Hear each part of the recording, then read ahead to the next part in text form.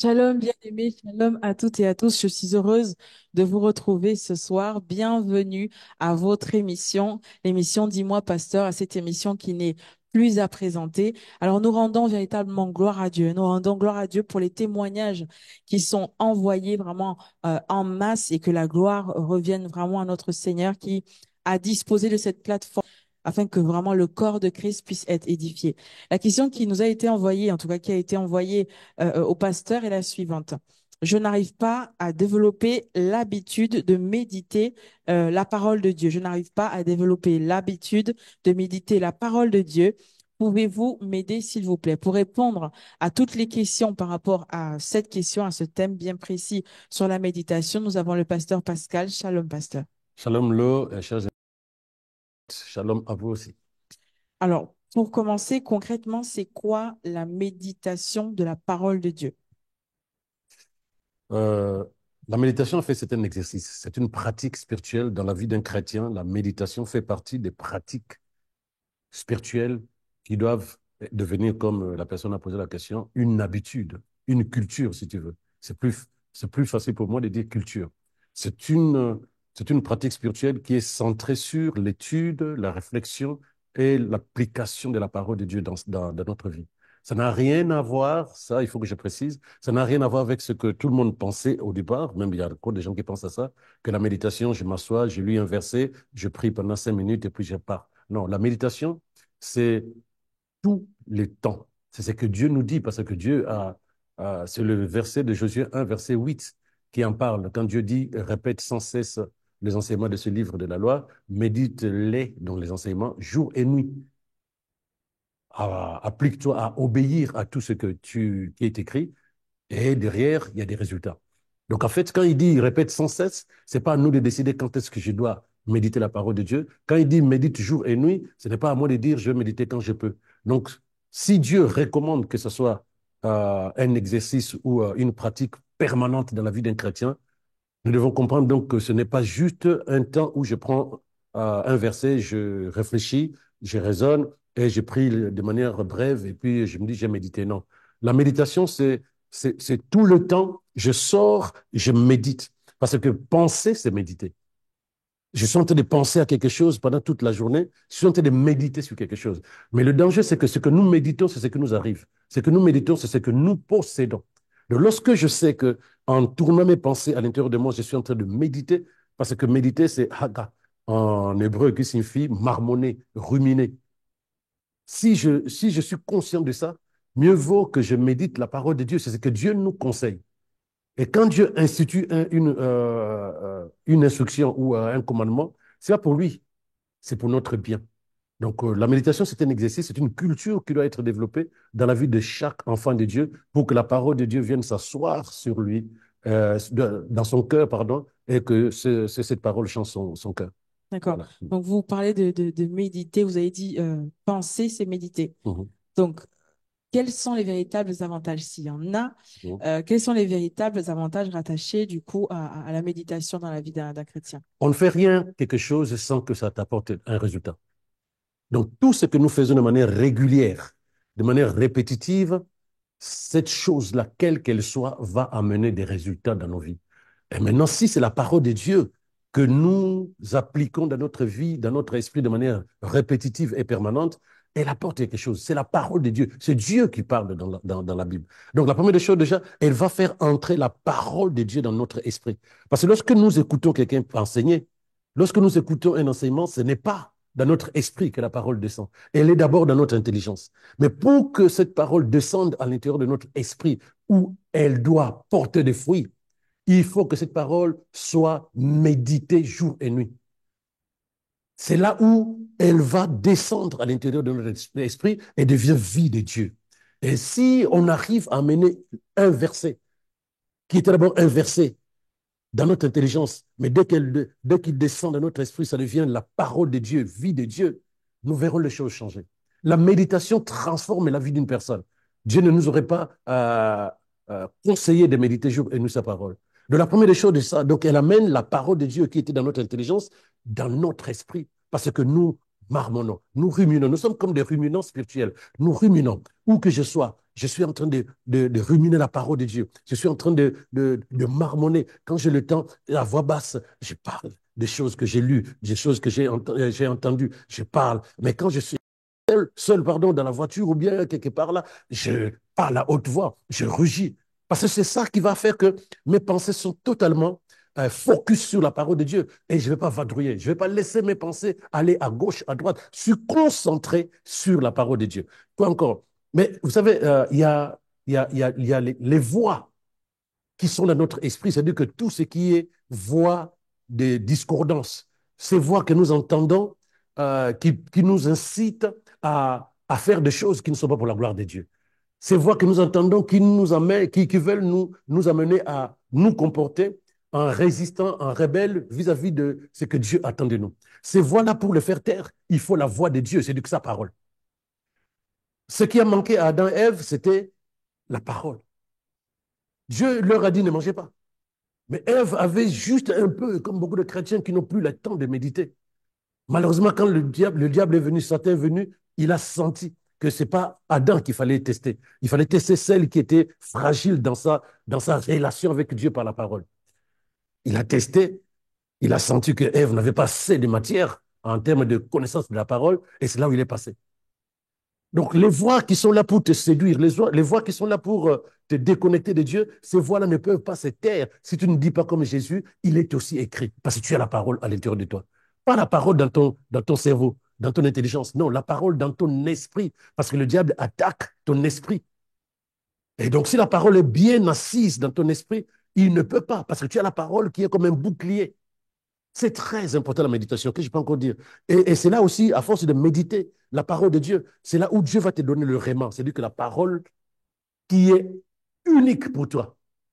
Le réma, c'est la parole que Dieu te révèle, mais qui est unique pour toi par rapport à toi et à toi seul, par rapport à une situation, par rapport à un problème, par rapport à un désir.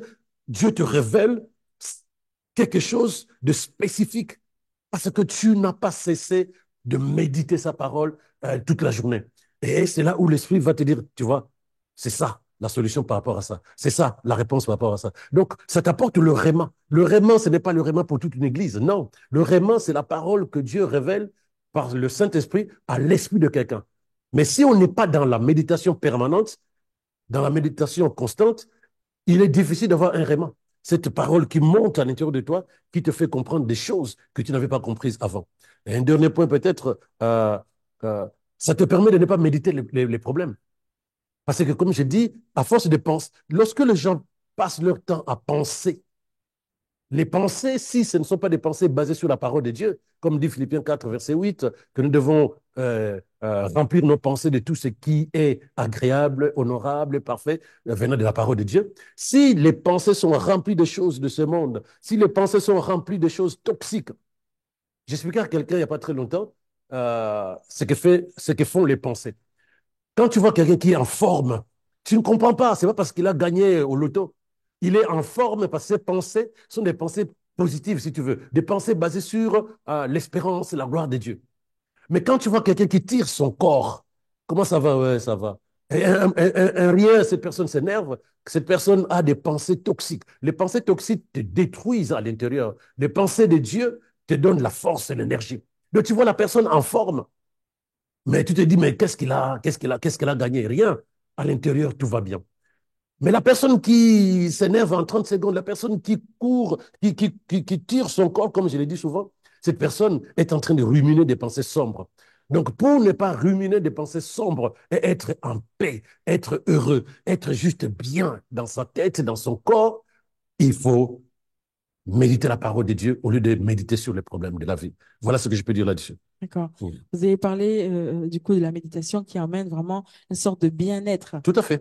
Quelle différence entre cette méditation-là, en fait, finalement, dont vous parlez, Mhm. et la méditation que le monde pratique aujourd'hui? On parle de méditation qui sont des fois Transcendantal, enseignées. Voilà, oui, c'est la c'est même ça, chose. exactement. Quelle différence, et même qui va du coup jusqu'à être enseignée aux enfants dans certaines écoles pour les amener en tout cas Ah, c'est à pour se ça. concentrer. Voilà. Oui. Quelle différence il existe? Ben, une grande différence. Mais c'est triste parce que c'est les chrétiens qui ne savent pas ce qu'ils ont entre les mains. Je parle de la méditation biblique. La méditation bouddhiste, bouddhique, je ne sais pas comment il faut le dire, va apprendre aux gens à se concentrer, va apprendre aux gens à avoir une paix intérieure, va apprendre aux gens à vivre dans la pleine conscience. C'est les trois éléments que cette méditation enseigne, si tu veux. Donc, tu vas vivre la pleine conscience, tu vas être en paix à l'intérieur de toi, tu vas te concentrer sur les choses essentielles. Ça va t'apprendre de la concentration. Mais la parole, la méditation de la parole de Dieu me donne mieux que ça. Non seulement elle change mon caractère, ce que l'autre ne fera pas. Non seulement elle transforme ma manière de penser, ce que l'autre ne fera pas, mais ça m'amène aussi à développer les mêmes choses. La pleine conscience dont on parle dans la méditation dont tu parles là, mais cette pleine conscience, je l'ai dès le moment où je passe ma journée à penser parole de Dieu. Mais je suis conscient de ce que dit la parole de Dieu. Je vis dans la conscience de ce que dit Dieu me concernant. Dans la journée, mes pensées ne sont pas à gauche, à droite, et non. Je suis dans la vérité de la parole de Dieu me concernant. Je suis au présent de Dieu dans ma vie. Donc, je suis capable de vivre cette pleine conscience avec la méditation de la parole de Dieu. Mieux, j'ai quelque chose de spirituel que l'autre méditation ne me donnera pas. Parce que du moment que je médite la parole du Créateur, cette parole devient ma vie. Puisque la Bible dit dans Jérémie 1, verset 12, que Dieu est derrière sa parole, il veille pour l'amener à accomplir ce qu'elle contient. Or, la méditation simple que les gens font aujourd'hui, il n'y a rien dedans, c'est humaniste. Mais quand je médite la parole de Dieu, ma pleine conscience, je l'ai dans ce que dit Dieu. C'est-à-dire que je vois la même chose que Dieu. Je suis conscient de ces choses-là. Je suis concentré sur les détails de tout ce que la Bible m'apporte. Non seulement je suis totalement focus là-dessus, mais elle va, cette parole, amener le spirituel dans ma vie physique. Ça, c'est la première des choses. Et si je dois parler de la concentration, mais c'est ça. Je suis focus sur la parole de Dieu. Maintenant, la paix intérieure, mais il n'y a pas... notre Dieu, c'est le Dieu de paix. Le prince de paix est Christ Jésus. Ce n'est pas dehors que j'aurai la paix.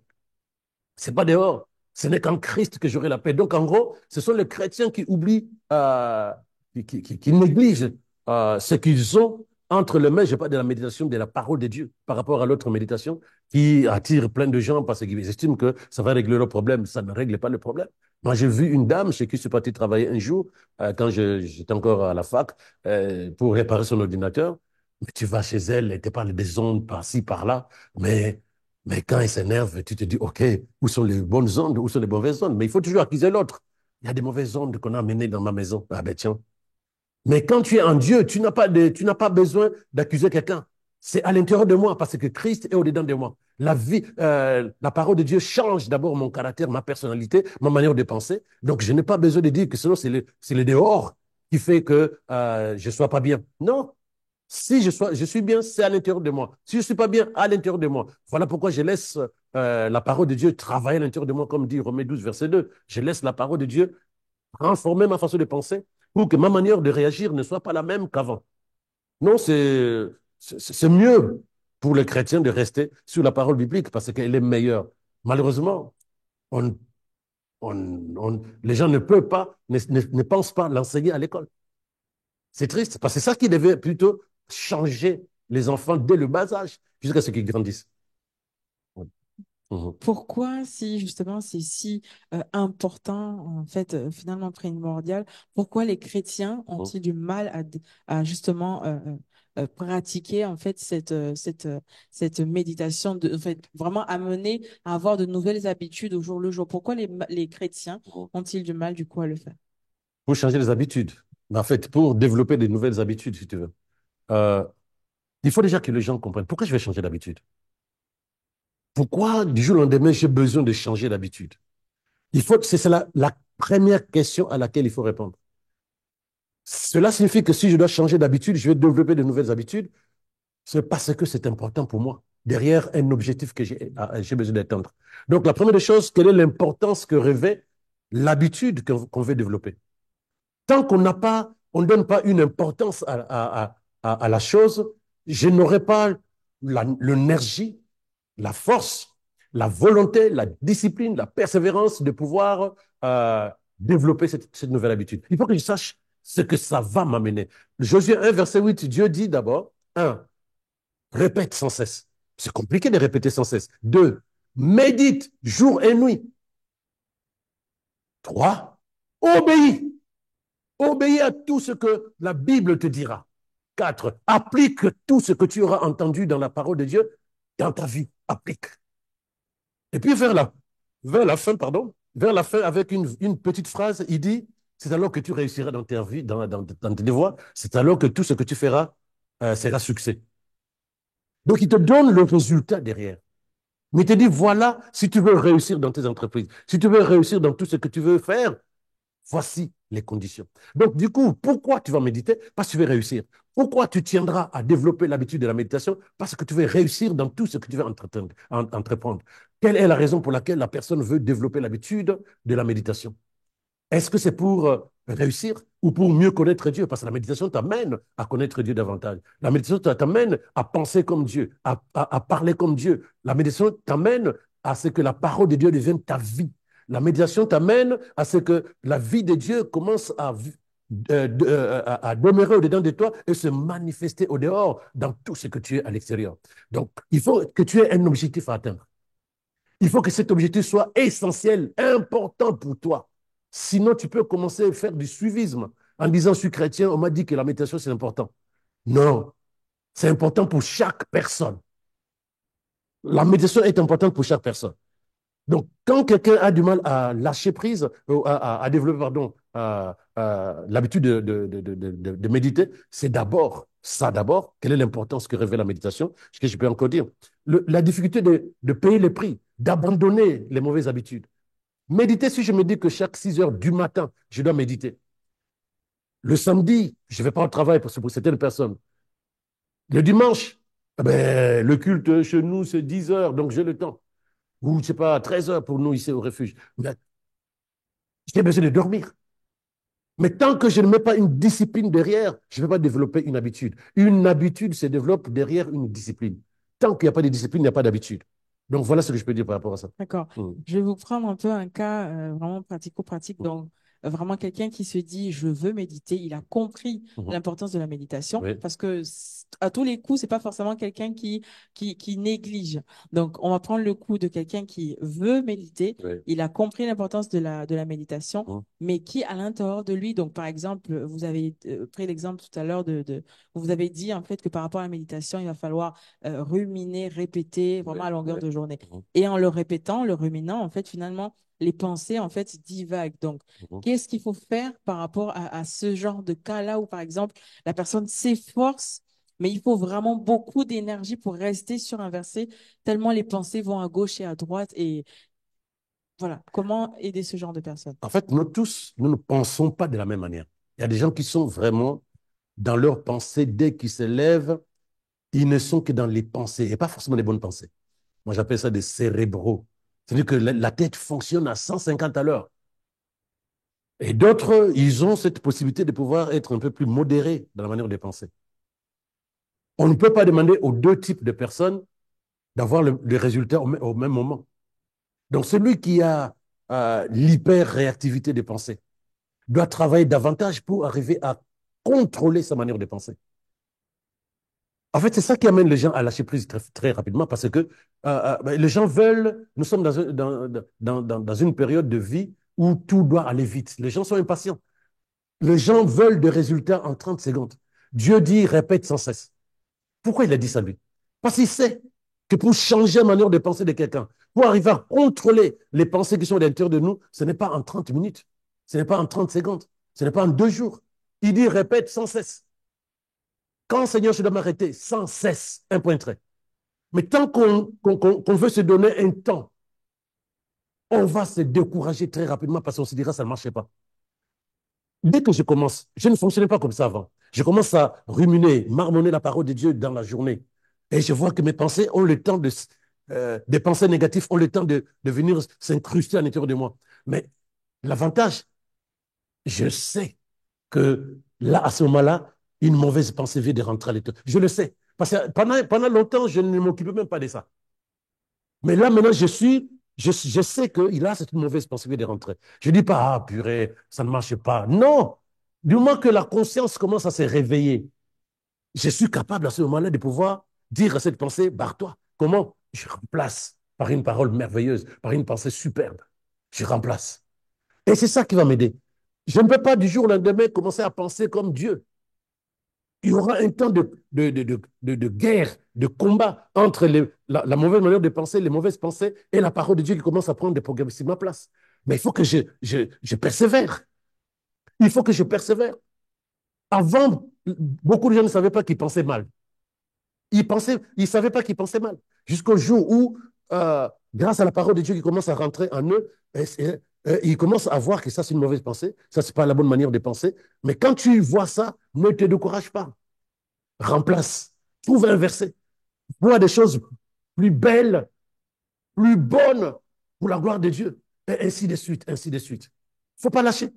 Voilà. Pasteur, comment se concentrer davantage? Parce que là, vous avez parlé de mauvaises pensées, Oui. mais il ne s'agit pas forcément de mauvaises pensées. Il Mhm. s'agit des pensées qui divaguent. Donc, je suis en train de penser, de réfléchir à la parole de Dieu en me disant, le Seigneur est mon berger, je Mhm. ne manquerai de rien. Et puis, Oui. hop, la pensée me dit, mais regarde, demain, tu dois, n'oublie pas de faire ceci au travail. Et tu reviens, le Seigneur est mon berger, je ne manque. Donc, comment aider, voilà, à certaines personnes, en fait, de vraiment rester focalisées en méditant, en ruminant Oui. sans cesse la parole de Dieu. Il y a un travail de contrôle de nos pensées.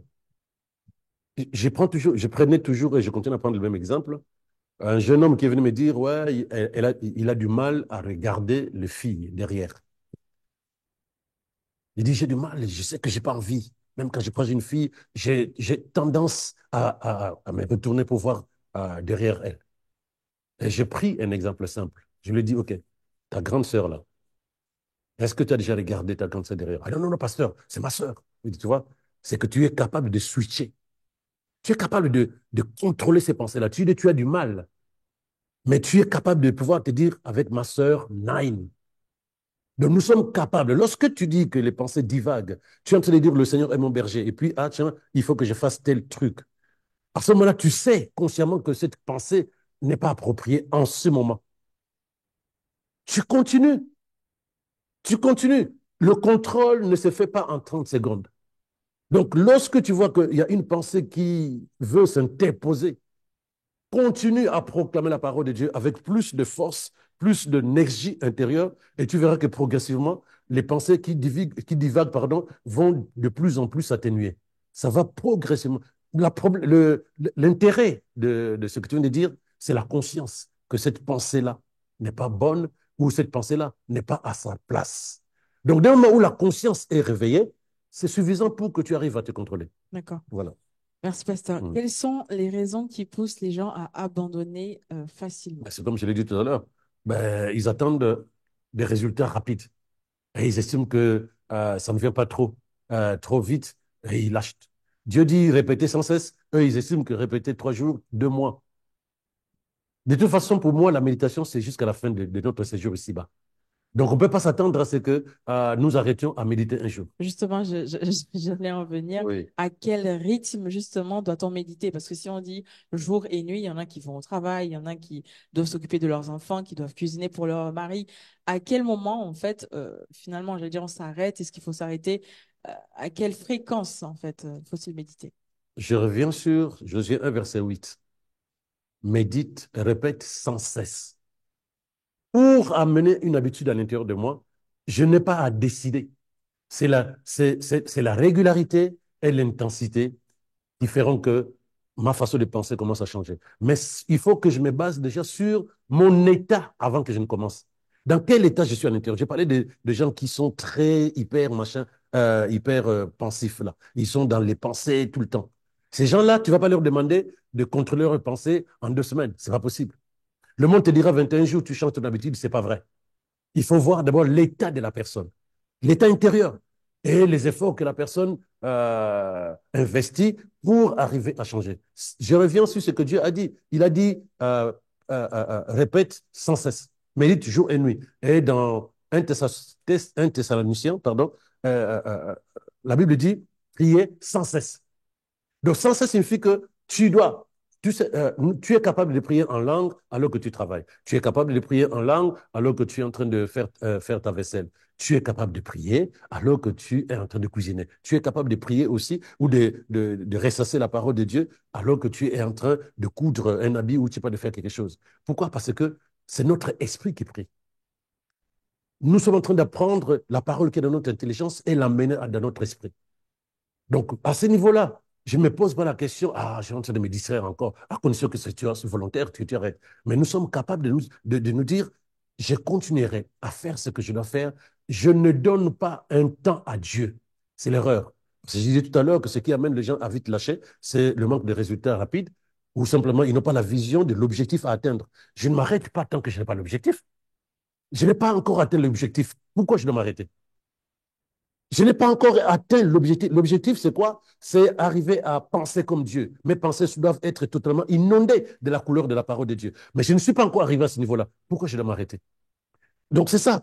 Et les gens cèdent facilement parce que les intérêts du monde et leur vieille nature qui continue à leur donner des ordres, les émotions qui continuent à leur donner des ordres, et ils cèdent facilement. Mais lorsque tu as un objectif essentiel, rien ne peut te déconnecter, de te décourager. Donc, le rythme dont tu parles, je ne cherche pas un rythme, je veux plutôt me positionner sur le résultat. Je sais que le jour où la parole va devenir action à l'intérieur de moi, je verrai ma façon de penser change, mon caractère change, mon cœur change, ma façon de parler change.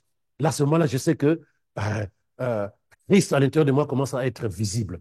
Mais tant que je ne vois pas ça, je ne peux pas me donner un temps pour me dire, ah oui, je dois, d'ici 3 mois, si je ne vois pas la manifestation des choses de Dieu ou la manifestation le résultat de la méditation, je laisse tomber. Dieu dit sans cesse. Donc, il n'y a pas de raison. Regarde, il est dit, répète sans cesse, c'est tout le temps sans s'arrêter. Il dit, médite jour et nuit, tout le temps, tout le temps. Il n'y a pas de raison de décider à quel moment je dois m'arrêter ou à quel moment je dois attendre les résultats. Lorsque nous aurons le désir que les choses de Dieu se manifestent par la parole de Dieu, nous serons capables de faire des choses au-delà de notre désir, de nous reposer, de faire des choses à notre rythme. Non, nous allons dire, Seigneur, je vais le faire. Advienne que pourra. Quand les autres sont devant la télé, moi, je médite la parole. Pourquoi il est justement si difficile Mhm. de garder une vie de méditation malgré les enseignements, comme ce que vous êtes en train de dire, Oui. malgré la bonne volonté, en fait, finalement, qu'on a de voir les choses changer. Ben, Pourquoi est-ce si difficile? je l'ai dit tout à l'heure, les gens ne savent même pas ce que c'est la méditation.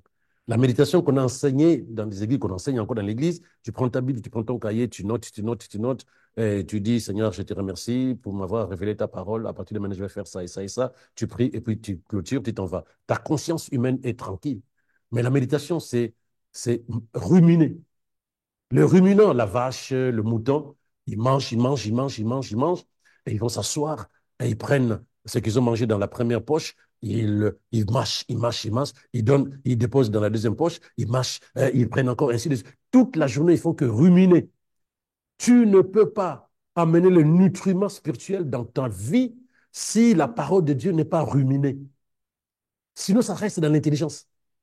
Le nutriment qui sont dans la parole de Dieu, c'est-à-dire que la dimension spirituelle, l'essence divine qui est dans la parole de Dieu ne peut pas devenir notre vie si la parole n'arrive pas dans notre esprit par la méditation. Or, si on n'a pas cette compréhension de la méditation, on estime que ça ne marche pas et on laisse tomber. Ça, c'est la première des choses. Deuxièmement, il y a aussi cette histoire où les gens veulent quelque chose sans mettre le paquet. J'ai parlé du prix à payer. Pour quelle raison j'ai décidé de méditer à 6 heures? Pour quelle raison je laisse tomber à 6 heures, je vais le faire à 11 heures? Quelle est la raison? Qu'est-ce que j'ai mis à la place des 6 heures? Le sommeil. À ce moment-là, ce n'est pas important. Si je déconnecte la méditation de 6 heures pour faire la méditation à 11 heures, ma conscience humaine me fait comprendre que j'ai médité. Non. La discipline doit accompagner le désir de développer une habitude. La discipline doit accompagner le désir de développer une habitude. Tant qu'il n'y a pas de discipline dans le désir de développer une habitude, on ne peut pas attendre un résultat. Il faut te rappeler tout le temps, et même ce que je peux dire chez les internautes, rappelez-vous ce que Dieu a dit, répète sans cesse ça. Ça signifie que tu ne demandes pas à quel moment ça va marcher. Fais comme il le dit. C'est pourquoi il dit à la fin, applique-toi à obéir. Parce que lorsque tu commences à demander de compte à Dieu, c'est quand? Tu m'as dit, si je médite, j'aurai des succès. C'est quand? Dieu dit, tu ne m'as pas obéi. Obéir signifie que je me tais, je fais ce qu'il me demande de faire. C'est ça l'obéissance. Mais notre siècle, c'est un siècle de négociation avec Dieu, comme si Dieu était notre égal. J'ai toujours dit ça, fais attention. Mais je sais que ce n'est pas pour toi, ça. Je sais que toi, tu obéis à Dieu. Que le Seigneur te fortifie davantage et te bénisse. Amen. Mm. Pasteur, comment faire pour que la méditation devienne un plaisir et non une contrainte? Quand on regarde un peu comment est-ce que des fois David il dit certaines choses tout au long du psaume 119, en fait, Mhm. on voit qu'il prend vraiment plaisir et que ce n'est pas quelque chose de forcé, il n'est pas forcé à le faire, Tout à fait. mais il prend vraiment plaisir. Comment arriver justement à prendre plaisir à la parole de Dieu et que ce ne soit pas une contrainte pour chacun de nous? Là, je te donne deux versets. 1 Jean 5, verset 3. C'est l'apôtre Jean qui dit, car aimer Dieu, c'est accomplir ses commandements, c'est garder ses commandements. Et il précise, ceux-ci, d'ailleurs, ne sont pas pénibles. Donc, je ne suis pas dans les contraintes d'obéir à la parole de Dieu. Pourquoi ce n'est pas pénible? Pourquoi ce n'est pas contraignant d'obéir à la parole de Dieu? Parce que j'aime Dieu. Et Jésus lui-même dit dans Jean 14, verset 15, de votre côté, je vais le prendre dans la tradition parole vivante, de votre côté, si réellement vous m'aimez, si réellement vous m'aimez, vous appliquerez à suivre mes instructions. Ce qu'on fait par amour ne fait pas mal. Ce qu'on fait par amour n'est pas contraignant, par amour, pardon, n'est pas contraignant. Mais nous n'avons pas cette compréhension des choses. C'est comme si Dieu s'imposait dans nos vies. Nous voulons vivre une vie de liberté, voilà, de olé olé. Et donc, du coup, tout ce que Dieu nous incite à faire pour notre propre bonheur, il faut qu'il nous supplie. Et pourtant, toute la parole de Dieu, lorsqu'il y a un commandement, une instruction, ce n'est pas pour lui. C'est pour notre bonheur, pour que nous vivons la vie qu'il a planifiée pour nous. Mais ça passera par quelque chose qui va être en contradiction avec notre ancienne manière de penser. Et c'est là où nous pensons que non, être chrétien, c'est difficile. Donc, la première des choses pour que ce ne soit pas une contrainte, c'est ça. Est-ce que tu aimes Dieu? Parce que lorsqu'on aime, on fait des choses qu'on pense être des folies. Lorsque tu sors de l'amour et tu vois ce que tu as fait par amour, tu dis, waouh, je fais ça par amour de cette personne. Mais vraiment, j'étais comme un fou. Non, l'amour donne des ailes, comme disait une pub que je vois à la télé. L'amour, pour la simple raison que tu es capable de faire au-delà. Tu es capable de faire au-delà par amour. Tu t'oublies totalement. L'apôtre Jean dit, car aimer Dieu, c'est accomplir, garder ses commandements. Et il dit, il précise, ces commandements ne sont pas pénibles. Pourquoi? Parce qu'il y a l'amour. Et Jésus lui-même dit, si vraiment vous m'aimez, vous allez obéir à tout ce que je vous dis. L'amour, c'est ça. Donc, si tu veux que vraiment que la parole de Dieu ne soit pas une contrainte, parle-toi sur Dieu. Parce que quand on aime, on a confiance. Quand il te dit c'est à gauche, alors que tout le monde va à droite, toi tu te dis, OK, je sais qu'il m'aime et que je l'aime. Il ne cherche pas un malheur, il m'aime et il a des projets de bonheur pour moi. J'irai là où il me demande d'aller. Donc, quand on connaît l'importance de la méditation, que c'est pour notre bonheur, parce que la vie de Dieu va s'incruster dans notre esprit, on n'aura pas besoin d'être poussé. On n'aura pas besoin d'être poussé. Voilà ce que je peux dire là-dessus. Pasteur, est-ce que le diable peut nous mettre de la lourdeur, de la négligence pour justement nous empêcher, pardon, de méditer? Donc, si le diable peut mettre à l'intérieur d'un chrétien de la lourdeur, C'est ça. je peux ajouter du sommeil, de l'assoupissement pour que la personne ne médite pas. Voilà, une sorte de négligence en se disant, Négligence, bon, je le non. ferai plus tard, je peux d'abord faire ci et d'abord faire ça. En fait, finalement, l'ordre de priorité n'est pas forcément la bonne. Mhm. Est-ce On a que, d'autres intérêts, quoi. voilà, Là où les choses de Dieu devaient être la c'est priorité. ça. Non. Mais la vérité, il y a beaucoup de gens qui ne savent pas ça. On lui prête trop de puissance, le Satan. Satan ne va utiliser que ce que tu as à l'intérieur de toi.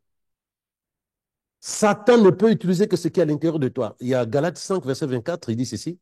Or, ceux qui appartiennent à Christ Jésus ont cloué à la croix leur vieille nature. La nature de péché, la nature des intérêts égoïstes, la nature des intérêts humains. Ils ont crucifié à la croix leur vieille nature avec ses passions, avec ses désirs. Donc, un enfant de Dieu ne peut pas être récupéré par Satan parce qu'il a la nature de Dieu. Et la nature de Dieu ne peut pas obéir à Satan. Et Satan ne peut pas entrer dans la vie d'une personne dont le maître est Jésus-Christ. Satan ne peut pas entrer dans la vie d'une personne dont le corps est le temple du Saint-Esprit. Galates 5, 24, il continue encore. Celui qui a pris Jésus-Christ pour maître est mort avec lui à ses projets et à ses plans personnels. La plupart du temps, lorsque Satan voit que Tu es plus dans une sorte de négociation avec ton Père, ton Dieu. Il dit, ça m'intéresse. Il est venu voir Adam et Ève pour quelle raison? Il a vu Adam et Ève, il a dit, ces gens-là, ils ne sont pas satisfaits de leur nature avec Dieu. Il leur dit, vous serez comme lui. Et voilà comment, par où il est passé. La Bible nous dit que la colère peut être un moyen par lequel Satan peut entrer dans la vie d'une personne. Il n'y a pas que la colère. Ça peut être aussi l'orgueil, le mensonge, la rancune, la peur, le manque de confiance. Tout ce qui n'est pas de Dieu, c'est des portes que Satan va utiliser pour s'introduire dans la vie de quelqu'un. Ce n'est pas lui qui va dire, je vais mettre la lourdeur. Non. Aime Dieu. Il y a Jacques 4, verset 7, il dit, approchez-vous de Dieu. Donc, demeure dans la parole de Dieu. Tu auras la force de résister à Satan. Jésus était dans la parole, parce que lui-même était parole de Dieu. Il a su résister pardon, à Satan. Lorsque Satan est venu lui faire le coup de Adam et Ève, Jésus utilisait la parole pour dire, il est aussi écrit. Et Jacques 4, verset 7 dit, il fuira loin de vous. Donc, pour dire qu'il va mettre de la lourdeur à l'intérieur de toi, non, il voit ton état intérieur. Parce que pour qu'il mette la lourdeur à l'intérieur d'un enfant de Dieu, ça suppose qu'il a la nature que Satan peut utiliser pour mettre la lourdeur. Si je revendique consciemment la nature de Dieu, est-ce que Satan est capable de pouvoir toucher la nature de Dieu chez moi? Il n'a pas il n'a aucune force. Mais nous n'avons pas cette conscience que nous sommes des enfants de Dieu et que notre nature est divine et qu'à l'intérieur de nous, l'Esprit de Dieu règne. Cela signifie que Satan, quand tu vois un vrai enfant de Dieu qui a cette conscience, il a plus envie de prendre la tangente que de venir lui faire du mal. Il a plus envie de dire, pas lui. Mais si nous continuons à penser qu'il est capable de venir mettre n'importe quoi dans notre vie, c'est que notre corps n'est pas le temple de Dieu. Si Satan est capable de prendre ses bagages, il vient, il rentre là, et puis il dépose. Il dépose l'assouplissement, il dépose la lourdeur. Non, un enfant de Dieu est discipliné. Si je ne suis pas discipliné, ce n'est pas la faute à Satan. Si je dis que je dois méditer, je méditerai advienne que pourra. Ce n'est pas la faute à Satan. La négligence, c'est moi. Le manque de discipline, c'est moi. Satan n'a rien à voir là-dedans. Ça, il faut que tu le saches, bien aimé, toi qui m'écoutes. Voilà. Merci, pasteur, pour toutes ces réponses, en tout cas édifiantes.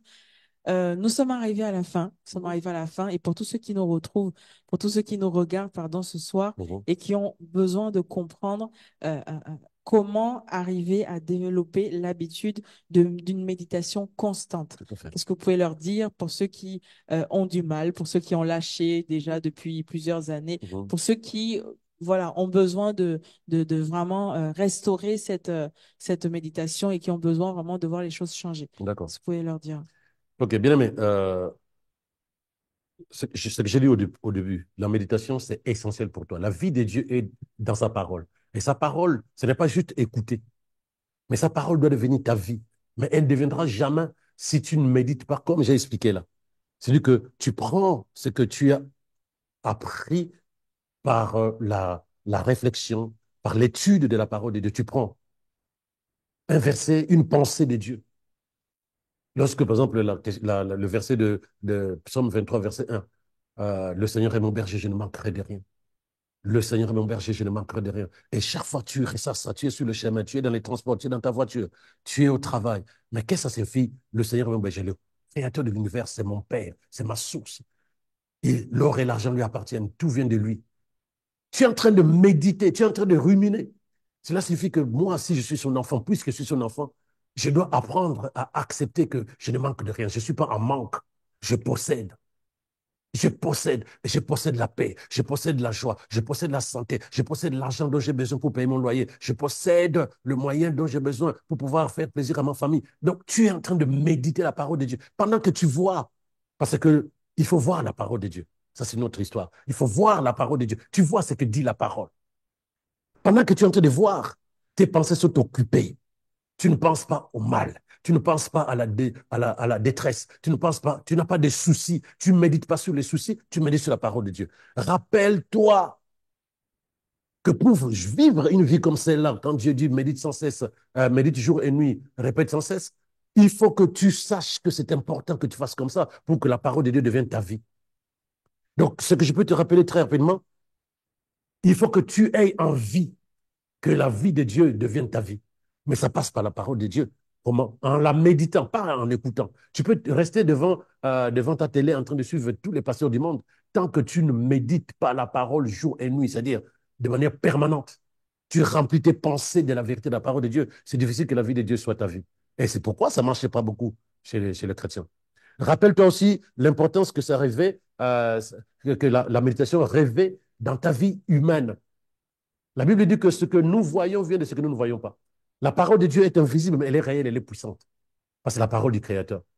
Mais pour qu'elle apporte la vie dont Jésus parle dans Jean 10, verset 10, qu'il est venu pour nous donner la vie en abondance, il faut que cette parole devienne ta vie à l'intérieur de toi. Il y a un mystère entre ce que tu comprends dans ton intelligence et de qui rentre dans ton esprit. Il n'y a que Dieu qui sait comment ça fonctionne, mais il nous demande de faire un exercice qui doit devenir notre culture, méditer. Comment la parole qui était dans notre intelligence va devenir notre vie, dans notre esprit, ça, c'est son problème. Toi, fais juste ce qu'il te demande de faire pour que cette parole devienne ta façon de penser et ta façon de penser, ta vie de tous les jours. Elle va apporter la vie de Dieu dans toute sa puissance. Qu'est-ce que je peux encore te dire là-dessus? N'oublie pas aussi que rien ne se fait sans le temps. Rien ne se fait sans le temps. Si tu es impatient, si tu n'aimes pas faire les choses avec le temps, tu ne peux pas attendre que la parole de Dieu devienne ta vie. Même Dieu, pour créer l'univers, il pouvait claquer les doigts et tout allait être fait. Mais il a fait les choses en 6 jours. Moi, j'ai toujours dit 6 jours de Dieu. Il a fait les choses en 6 jours. Il prenait tout son temps. Ce que tu fais sans le temps ne peut pas tenir. La méditation, voilà pourquoi il nous dit répète sans cesse et prie sans cesse. Parce que c'est derrière le temps que les choses vont prendre place à l'intérieur de toi. Ça devient ta façon de penser. Tu commences à penser comme Dieu, tu commences à parler comme Dieu. Tu n'as plus d'opposition, tu n'es plus rebelle à la pensée, à la volonté de Dieu. Et c'est ça qui fera que la vie de Dieu devient ta vie. La pensée de Dieu devient ta pensée. Aucun succès dans la vie sans discipline. Répéter sans cesse, c'est une discipline. Il n'a pas dit répète quand tu peux. Il n'a pas dit répète 2 fois par semaine sans cesse. Et si tu obéis, tu es soumis à la parole de Dieu, parce qu'il manque aussi aux chrétiens, c'est l'obéissance à la parole. Mais si tu prends tu décides d'obéir à la parole de Dieu, tu le feras sans cesse. Et quand les gens te diront, ouais, mais tu feras ça demain, toi tu dis non. Parce que la discipline fait aussi partie des valeurs, des qualités d'un enfant de Dieu, la discipline. La discipline fait partie des valeurs et des qualités d'un enfant de Dieu. L'organisation, l'exigence. Tu ne négocies pas. Tu ne remets pas à demain ce qui est de Dieu. Remets à demain ta vaisselle. Remets à demain la visite avec tes amis. Remets à demain ton ciné. Mais tu ne remets pas à demain ce qui est de Dieu avec toi. Tu ne remets pas à demain ce qui est de Dieu avec toi. Je sais que tu as compris. Et je prie que l'Esprit qui t'a parlé te donne la force, l'énergie, la motivation et la discipline pour accomplir développer cette culture de la méditation parce que ta vie en dépend. Sois fortifié au nom de Jésus. Amen. Merci, pasteur, pour tous ces réponses, en tout cas, qui nous ont véritablement fait du bien. Je crois que vous avez passé un merveilleux moment en regardant cette émission. Si vous avez été béni, pour bénir également des personnes autour de vous, partagez au maximum sur les réseaux sociaux, sur vos statuts, et afin que, en tout cas, le nom du Seigneur soit glorifié. Je vous souhaite de passer une excellente soirée. Vous avez sur votre écran le QR code qui s'affiche si vous avez à cœur de semer pour la mission et que vraiment le Seigneur se souvienne de vous. Passez une excellente soirée. Je vous dis à la semaine prochaine. Shalom, shalom.